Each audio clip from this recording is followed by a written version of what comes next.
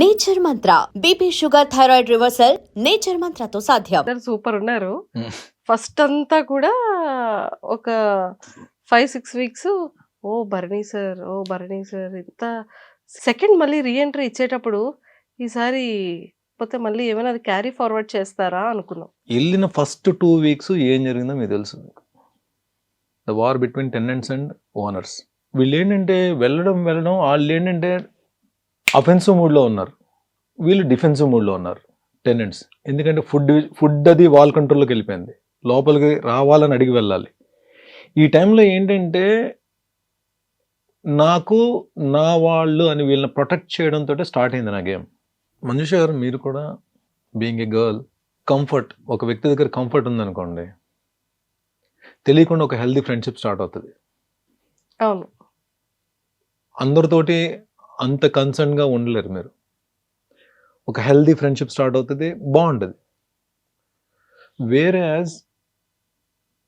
ఒక మనిషి దగ్గర ఒక ప్రొటెక్షన్ కూడా కనపడుతుంది అనుకోండి, అవును, ఒక వ్యక్తి దగ్గర ప్రొటెక్షన్ కనబడుతుంది అనుకోండి, వాళ్ళ దగ్గర షేరింగ్ ఎక్కువ స్టార్ట్ అవుతుంది. అవును. ఎవరు మిమ్మల్ని ఎక్కువ ప్రొటెక్ట్ చేస్తారు? సిబ్లింగ్స్, అన్నలు, తమ్ముళ్ళు, లేదంటే ఫాదర్. ఒక అమ్మాయిని లైఫ్ లాంగ్ మ్యారేజ్ అయ్యేంత వరకు కూడా ప్రొటెక్ట్ చేసేది అన్న, తమ్ముడు, Father. నాన్న. వీళ్ళే ఒక అమ్మాయి లైఫ్లో. మ్యారేజ్ అయిన తర్వాత హస్బెండ్ కూడా దాంట్లో వస్తారు. ఒక తెలియని ప్లేస్లో అది even though it's a reality show, ఒక తెలియని ప్లేస్లో మనం వెళ్ళినప్పుడు కొంతమంది అఫెన్సివ్ మూడ్లో ఉన్నప్పుడు ఒకళ్ళ దగ్గర ప్రొటెక్షన్ కనబడిందంటే డెఫినెట్గా వాళ్ళు ఒక అన్న అనే పిలుపు కానీ, లేకపోతే నా ఏజ్ పరంగా నాన్న అని చెప్పి ఒక పిలుపు వచ్చేస్తుంది. ఆ పిలుపుని గేమ్కి వాడుకోవడం నాకు ఇష్టం లేదండి. అది ఇట్ ఈస్ నాట్ నా గేమ్, నేను ఆడతా. అలా అని చెప్పి ఒక రిలేషన్ని నా గేమ్ గురించి వాడుకోను నేను. That is what happened.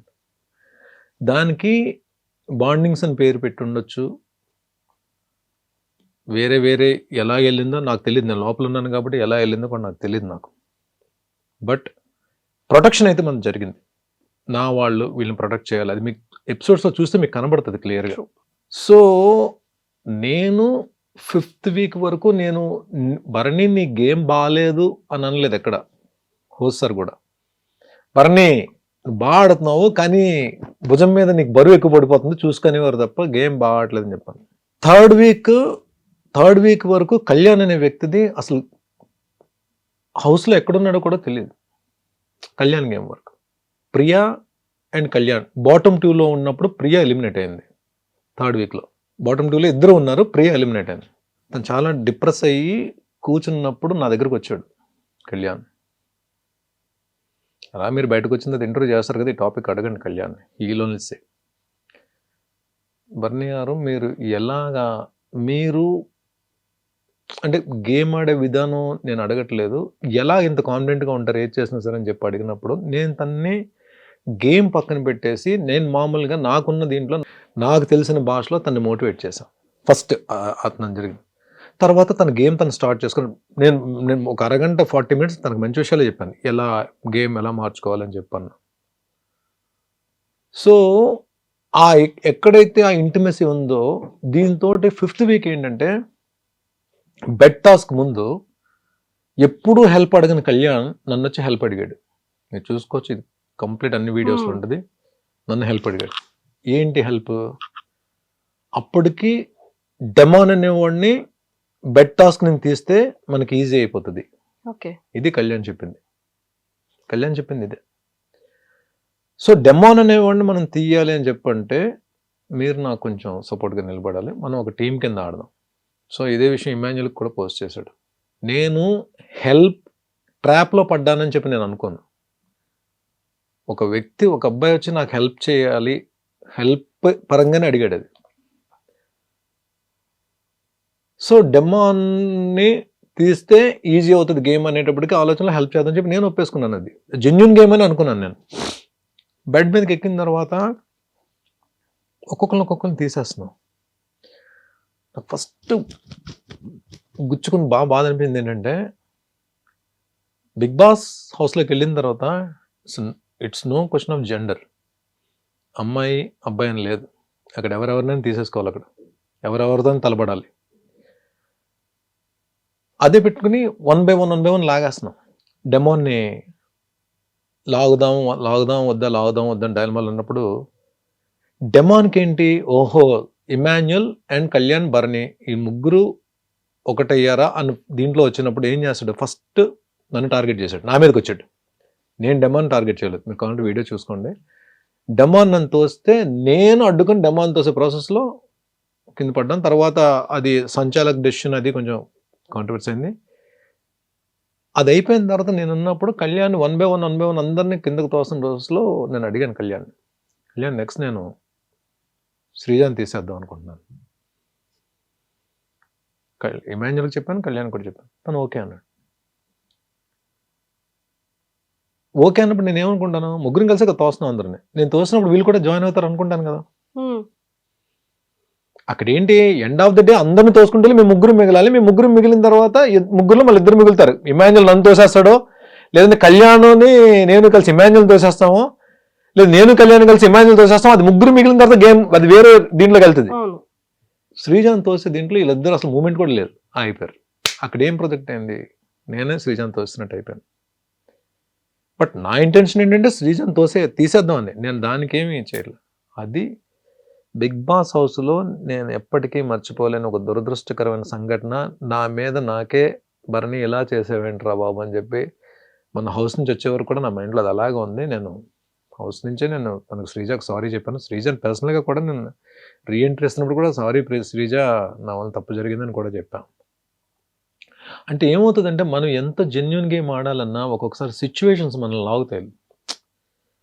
అక్కడ జరిగింది అదే. ఆ సిచ్యువేషన్ కళ్యాణ్ వచ్చి అడగడం, నేను డెమాన్ తీద్దాం అన్న ప్రాసెస్లో జరిగింది ఇదంతా. సో ఈ బంధాలు బాంధవ్యాలు అనేవి ఇప్పుడు సుమన్ తోటి డే 1 నుంచి అంటే ఎక్కడ డిస్టర్బెన్స్ లేని ఒక బాండ్. మా ఇద్దరిది కూడా బ్రదర్స్ బాండే కదా, ఎంత క్లోజ్గా ఉన్నా సరే. బట్ సుమన్ బాండ్ గురించి ఎవరు కామెంట్ చేయరు. సుమన్ బాండ్ గురించి ఎవ్వరు కామెంట్ చేయరు అసలు. సుమన్ అనే బాండ్ అని మర్చిపోయారు. ఎప్పుడు దివ్య ఎలిమినేట్ అయ్యేంత వరకు కూడా సుమన్ బాండ్ మర్చిపోయారు. సుమన్తో క్లోజ్గా ఉంటున్న సంగతి ఎవరికి అవసరం లేదు అసలు.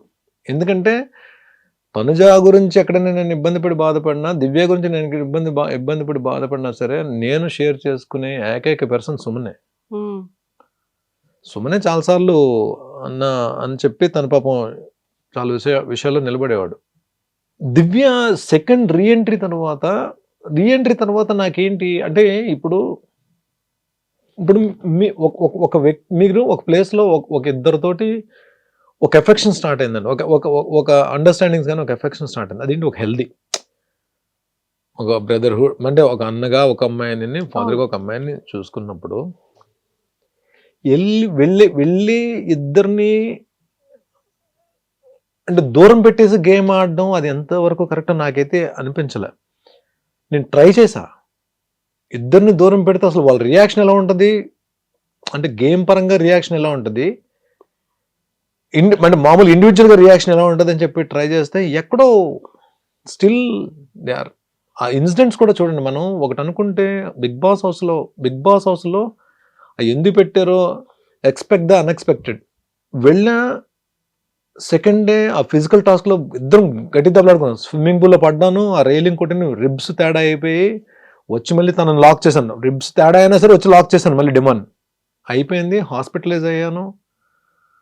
డాక్టర్స్ ఏమో రిబ్ ప్రాబ్లం ఉందని చెప్పన్నారు, ఈ రైట్ లిబ్ ఏమో ఫ్లోట్ అవుతుంది. సో స్టిల్ లక్కీగా స్కాన్లో నాకు ఫ్రాక్చర్ లేదని చెప్పన్నారు. ఓన్లీ ఈ పక్క దుమ్ము మాత్రం కదులుతుంది అటు ఇటు. దానికి సపరేట్ ట్రీట్మెంట్ ఏం లేదు, పెయిన్ వస్తే పెయిన్ కిల్లర్ వేసుకోవాలి, హీల్ అయ్యేంత వరకు అలా వదిలేయాలి దాన్ని. సో నేను పడుకొని లెగిచేటప్పుడు ఎవరో ఒకరు హెల్ప్ కావాలి. బిగ్ బాస్ ఒక వ్యక్తి నిఖిల్ హెల్ప్ ఇచ్చారు.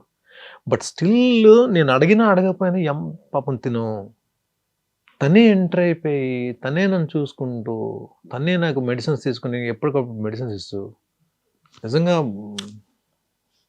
అంత చిన్న అమ్మాయి అంత మెచ్యూర్డ్గా ఒక వ్యక్తి గురించి నిలబడిపోయి, అయినో నేను ఫస్ట్ టైం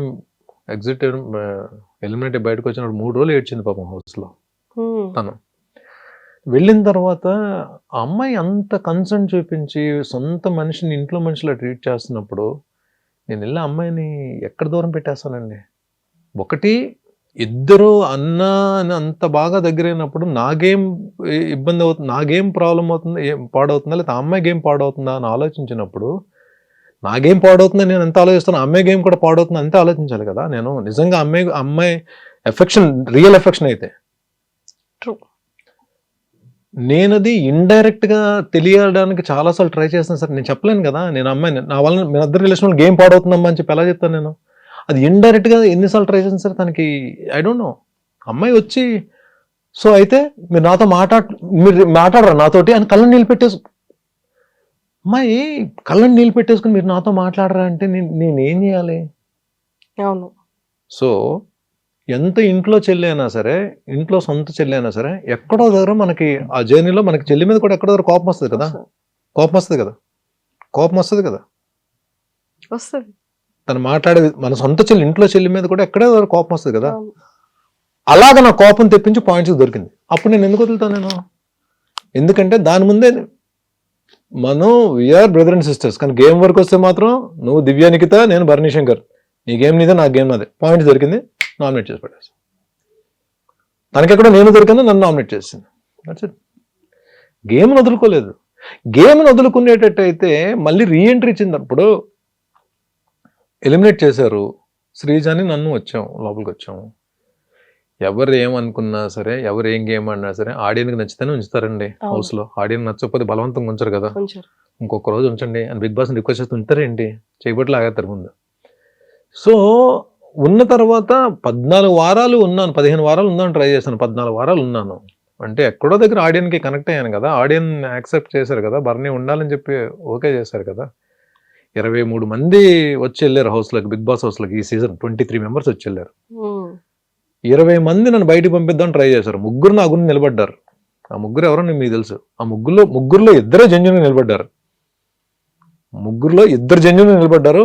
ఇది నా కోసం జెన్యూన్గా ఫైట్ చేసింది ఇద్దరు. ఒకళ్ళు గేమ్ ఆడుతూ నాకు అవసరమైనప్పుడు హెల్ప్ చేయకుండా నా హెల్ప్ తీసుకుంటూ ఆడారు. I don't want reveal the names, but ఆ ఇద్దరు ఎవరో తెలుసు మీకు. సో 14 వారాలు ఉన్నానంటే నేనేదో ఆడేసి లేదంటే టైంపాస్ చేసేసి అయితే రాలా. ఆడియన్స్కి నచ్చింది కాబట్టి 14 వారాలు ఉంచారు. తర్వాత ఎలిమినేట్